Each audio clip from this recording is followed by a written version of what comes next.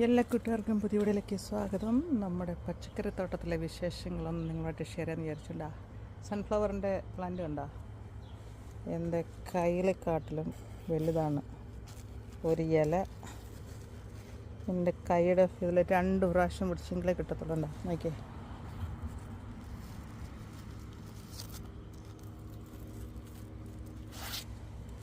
ഈ ഫ്ലവർ ഉണ്ടാകുമ്പോൾ പറയും ഏത് രീതിയിലുള്ള ഫ്ലവറാണ്. ക്രേപ്പ് ഓക്കെ ആയി.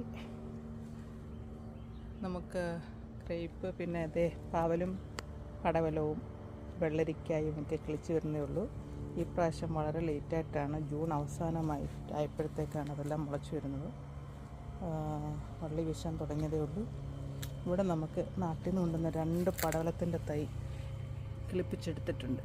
പിന്നെ ഒരു കൃഷ്ണ തുളസിയുണ്ട്. പിന്നെ നാട്ടിൽ നിന്ന് കൊണ്ടുവന്ന കുറച്ച് ചീരകളും ഇവിടെ പാകിയിട്ടുണ്ട്, മുളച്ച് വരുന്നേ ഉള്ളൂ. പിന്നെ ഇത് സ്വീറ്റ് പീ എന്ന് പറഞ്ഞ ഒരു പച്ചക്കറി, ഒരു പയറിൻ്റെ ഇതാണ് കേട്ടോ. ഇത് ജീരകം. പിന്നെ നമ്മുടെ കറിവേപ്പില വെട്ടി നിർത്തിയിട്ടുണ്ട്, പ്രൂൺ ചെയ്ത് നിർത്തിയിട്ടുണ്ട്. ഇവിടെ നമ്മൾ കുറച്ച് തക്കാളിക്കൊക്കെ ഇട്ടിട്ടുണ്ടോ ചട്ടിയിൽ. 2 ആഴ്ച കഴിയുമ്പോഴത്തേക്ക് അത് ഒരുമാതിരി ഒന്ന് മൊപ്പോട്ടും പത്തിൽ കയറുമ്പോഴത്തേക്കും അതിൻ്റെ പുതിയ വീഡിയോസ് യൂട്യൂബിൽ വരുന്നതായിരിക്കും. എല്ലാ കൂട്ടുകാർക്കും മിനിസ് ലിറ്റിൽ വേൾഡിലേക്ക് സ്വാഗതം. YouTube channels Mini's little world. സമയമുള്ളവരൊക്കെ ഒന്ന് പോയി കണ്ട് സപ്പോർട്ട് ചെയ്യുക. അപ്പോൾ നമുക്ക് ഫുൾ വീഡിയോയുമായിട്ട് വരുന്നതായിരിക്കും. ബൈ.